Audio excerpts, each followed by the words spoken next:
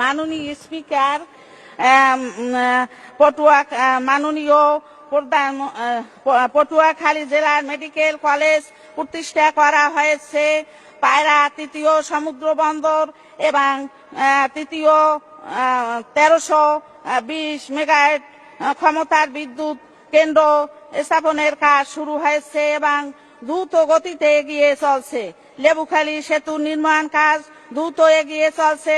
শেখ কামাল, শেখ জামাল ও শেখ রাসেল সেতু নির্মাণ করা হয়েছে। তাই পটুয়াখালীর বাসীর পক্ষ থেকে মাননীয় প্রধানমন্ত্রী জননেত্রী শেখ হাসিনা এবং মাননীয় সড়ক পরিবহন ও সেতু মন্ত্রীর প্রতি কৃতজ্ঞতা জানাই। মাননীয় স্পিকার, মাননীয় প্রধানমন্ত্রী জননেত্রী শেখ হাসিনা সরকার দেশ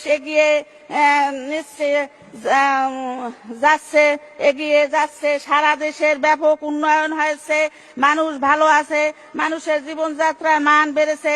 কিন্তু জামাত, বিএনপি তথা খালেদা জিয়ার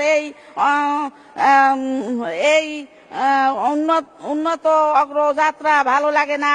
তাদের ভালো লাগে দেশের মানুষকে হত্যা করতে, দেশের অর্থনীতিকে ধ্বংস করতে, দেশের অগ্রযাত্রাকে থামিয়ে দিতে। কিন্তু তারা যতই ষড়যন্ত্র করুক কখনো তারা সফল হবে না, কারণ জনগণ এই খুনি খালেদা জিয়াকে আর দেখতে চায় না।